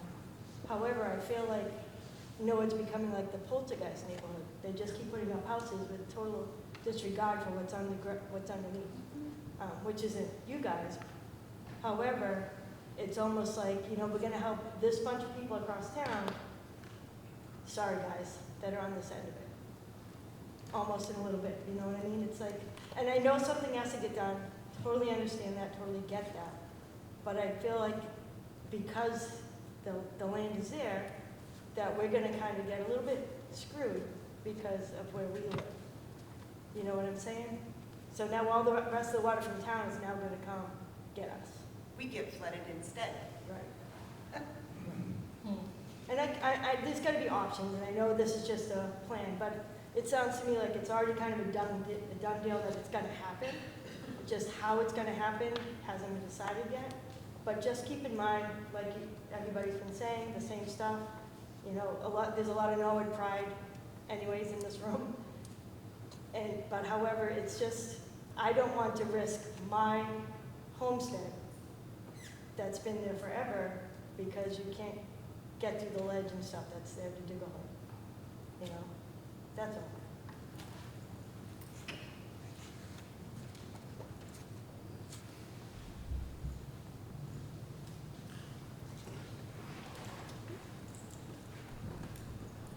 I don't want people to think that I am unsympathetic about flooding. When I moved my whole 4 years of life from the Berkshires back to my parents' house, there was no public sewerage in Abington. And the drain hole blew. I lost everything. 4 years worth of lesson plans in sewer, not water. And I've always said to people, if I have to have a disaster, I would rather have it be a fire than water. The backyard of my house, the Cornmullers, and when Norm Conroy was alive, and Flaherty, was around here somewhere, I think. We've always had flooded water when it's rained. Sometimes it's gone into the basement, sometimes it's been absorbed. So it's not that I haven't been impacted and was impacted by this 100-year flood that we did have. So it's not that I'm unsympathetic. I just think there's got to be a different way to deal with it, even if you do have to take Hennessy. I have, I probably don't need a microphone. I think you can all hear me. So I have very simple elementary questions. One, how's it going to be paid for? I assume none of you are from the finance committee from the town. So it's probably not the right forum to discuss that, but it seems to me that towns typically put in an override to the taxation, and it burdens the homeowners dramatically. Secondly, in order to achieve the scale you're talking about, from Cross Street, there is an elevation there. There's a tremendous drop that's going to occur in order to achieve what you've put in your legend, drawings here. To achieve that flow and that pitch, tremendous excavation has to occur. And that Hennessy Field is all rock, it's all ledge. I've been playing there since I was a kid, and so I know we used to jump on every stone behind the Callahan's house there and run across there. Point is that there's tremendous excavation that has to take place with blasting. Now, from the drawings, it appears that you're producing a marsh in this slope, which creates essentially wetlands, and there are restraints associated with wetlands. With the mosquitoes come disease. But there's going to be a quandary because you can't kill the mosquitoes without killing the pollinators as well. So all of these things have to be factored in for a tremendous upheaval in that area. Not to mention the blast radius and the houses surrounding the area immediately. So with all things considered, taxation needs to be answered. Are we going to be taxed more for a project that maybe the town should look for other ways to do it to achieve that goal? That's a substantial amount. And like the big dig, you could probably add 40% to it. It's just the way it's going to be because, I'm in construction and construction companies move slow. And there's a reason they move slow. Okay? Time is money. So I think that you're going to see a volume of taxation that's going to be astronomical. We have to consider that. Secondly, is there a way, has anyone considered from an engineering standpoint, establishing the pitch for just the piping only and not have this large-scale marsh to scale, not sloping down, whatever that pitch may be? Has anyone considered that increase the pipe size subterranean to get the volume of water out instead of housing it there and hoping it leaches away? I mean, why not get it out? Create the piping, since you're going to disrupt all the streets in the area and you're bringing a tremendous area and volume of water from that, where you outlined, coming to that Hennessy Field is a tremendous volume. And so why not get it out of there? Why not find alternatives to get it out instead of housing it there and creating a new marsh system? You're changing the ecosystem, and the environmentalists are going to eat you alive if you try to kill mosquitoes and kill the pollinators. They're just going to go ballistic. Sorry? But you're in trouble anyway. So, point of fact is, all of these things at least need to be addressed with some greater level of, I guess, forthcoming. Just food for thought.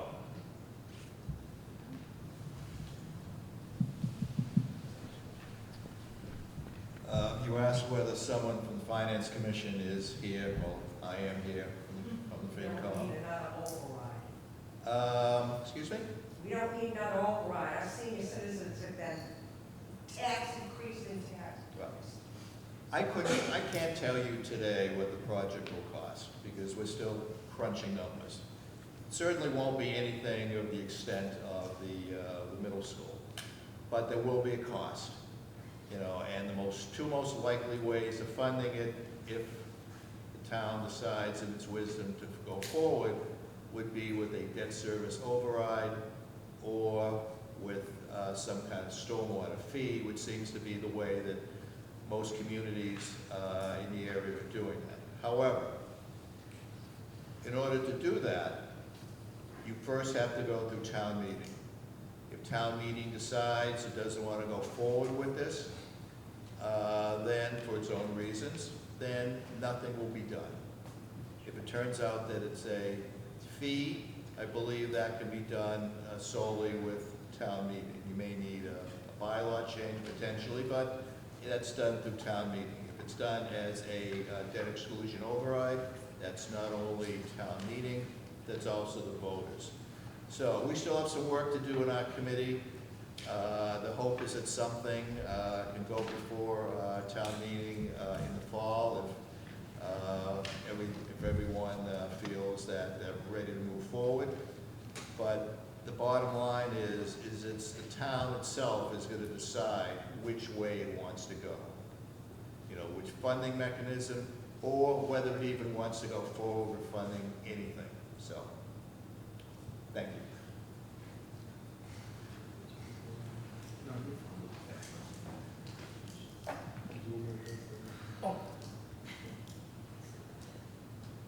So, the other part of your question, yeah, the engineering, boy, would we love just to put bigger pipes in and send it on its way. We would absolutely love that. That's what they did years ago. And that's why we have these problems now. People downstream get flooded because people upstream just sent their water on their way. We can't put water in the Meadowbrook and the Ponset River any faster than it is now. So we have to slow it down. And the way you slow it down, you got to build these detention basins. And that's just where we're at now. It would be really nice just to put it in the pipe system with larger pipes and move it along. But we just can't do that now. That's just the way it is. As far as the design of the basin, I mean, this will all come out. I mean, you know, when we get to that point, if we get to that point of design, will we address those issues like marshland? We don't anticipate it being a marsh. It's going to be positive drainage, that there is not standing water. The only water that you would see visible would be what's in the channel going through that basin. So we're not there to create a nuisance area with mosquitoes whatsoever. As far as abutting properties, we're going to be working with the neighbors when we design this to try to help them out. We're going to learn what their issues are and learn how we can help solve those issues for them. As far as this Hennessy Field, taking away an oasis, we're trying to create an oasis there. It's a large land area. We're not using the whole land area. We're using only what we need. And, you know, we did those renderings for a purpose because we want to make it a recreational area that everyone can enjoy, the whole neighborhood and the whole town. I got what might be considered a crazy idea, but has anyone considered storing water in a commercial area off of Route 1? Because we store a lot of cars there, right? I can envision tanks. And you take all the water, you pump them in the tanks. Now, when I grew up near an oil refinery. There were huge tanks. So, I know it sounds like a crazy idea, but why not funnel the water into a commercial area where there are no residents and store it? And then let it out over time.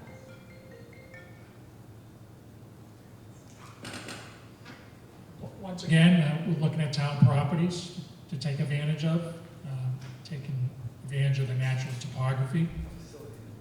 The natural system of drains goes through that Hennessy Field. Like I said, the aerials of 1930 show the brooks all leading to that area. So the natural tendency is to take advantage of what Mother Nature gave us and work with that. You're hearing feedback from the town. Maybe there's another solution. I have another, crazy idea, like this gentleman said. I'm from Europe, so I lived there for a long time. you know, in Netherlands, they take a brook and make a channel, bigger the brook for the size what you needed, make a channel, beautiful passages on both sides, and they take the water from the places in Netherlands where there's too much water and take it away. Is there any way, someplace, make a channel to move the water, you know, from these places? I don't know, I just, stupid idea. Once again, we're talking about moving water along quicker, and we can't do that. We've got to slow it down. That's the way the environmental permitting is, so that's why we're faced here with finding a way to store that water and let it out slowly. So basically, you keep the water in the tank and wait if the rain stops and slowly release the water to the Neversink River, because you know can't put once so much water in once back to the river, yes? If Norwood were on the ocean, we would push the water out to the coast faster. But because the way to the ocean is the Neponset River, there's not another route to get there. There's not another place for the water to go, to be moved away. It Okay, just we have- seems to me, excuse me, that this just is another example of poor planning and lack of foresight on the town of Norwood. We had the field behind Polana Road. That could have been perfect for something like this, except that Terry Place was built. And then that monstrosity of the shopping center, it only has 2 occupied buildings, is built. There's nobody over there. That would have been perfect, but there's no foresight on the town of the planning board or the engineer or whomever makes the decisions what land is available for town use. When my parents bought my house, it was the only foundation on the street that never got water prior to being built. 2020, we had 0.2 feet of water in the summer. That, I think, has a lot to do with the number of buildings that are coming into the town, the number of people who are living in the town, and because the town didn't plan, but that was back in the 50s. I understand things have changed and we have to move forward. I just think that there needs to be a lot more meetings about this before a decision is made so that we are not impacted 10 years from now by a poor decision. That's my point. And we should not be held hostage to the town meeting in November. We have time for, sir, one more question? Just actually 3 quick questions. Go right ahead. If it With fills the up- microphone. If the retention basin fills, how long does it take for it to dissipate, for the water to drain out? I'd have to do a calculation on that. I don't have that off the top of my fingers, but I will say that it would be draining out at the same maximum capacity that the stormwater system can essentially handle today. So it's not like, we're not like closing the drain like you would close a bathtub drain, right? It's constantly draining at a very high rate. I have to do a calculation to figure out how to translate that into time. It's a simple calculation, but it would just take, you know, I don't have that off the top of my fingers, but we're not talking days, if that's what you're asking. And what type of safety measures do they implement to have around, let's you're talking about safety concerns, what type of things do they have?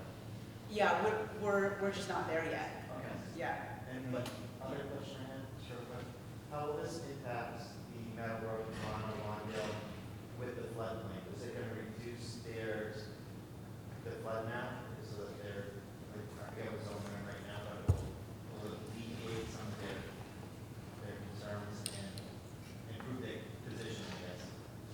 I don't know the answer to that. I have to think that through a little bit. Yeah, the floodplain mapping, how would the mapping change? And floodplain mapping is based on a present-day 100-year storm.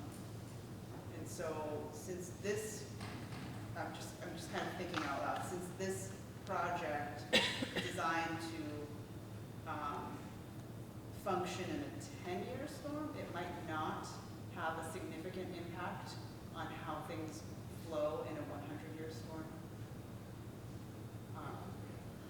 Yeah, that has not been evaluated. I think it might be beneficial for you guys to actually spend time in the area. You need to go down there and you need to see how many families actually utilize it the way that it is, because we think that it's a beautiful park as is and don't want it changed. And I think that you should talk to some of the families, because putting water in an area where you've got a massive amount of kids, we have a lot of community things in our little park. That's a huge disruption as a parent and as having little kids nearby and within our family that we go there. That water, I don't know if you've stood in the street, but stand in the street right across from where you're talking about. You can hear the massive amount of water that flows through those pipes. They heat, or cool rather, our shed year round because we're right above one.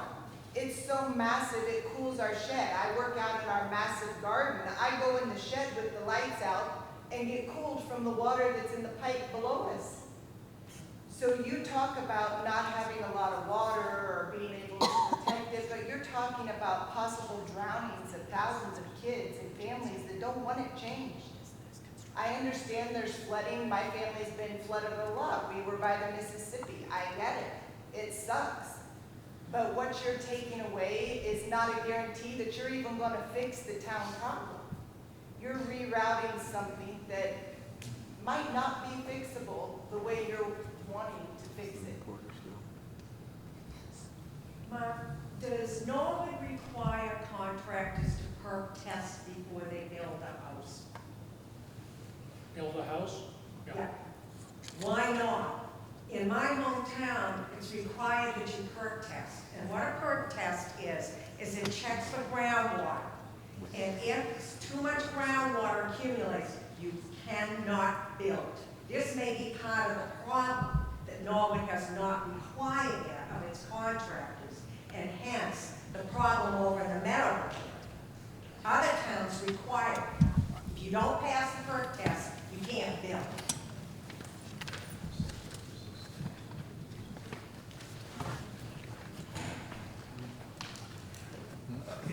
Just as a general response to your question, perk tests are done on a piece of property when you're looking to build a subsurface disposal system. They're not required in a community like Norwood, which has a sewer system. There's no reason to do them because it really doesn't give any significant benefit to the contractor. My hometown has a public sewer system, and every contractor, regardless of that, is mandated to do a perk test before they put in a foundation. So it can be done, and it can be required, whether you have a sewer system or not. I'm going to, at this point, just thank everybody for coming. I see that the exits are filling up with the audience leaving. So thank you very much for coming and for your input. And please be aware that there's a long way to go on these projects. But thank you for your input and for coming this evening.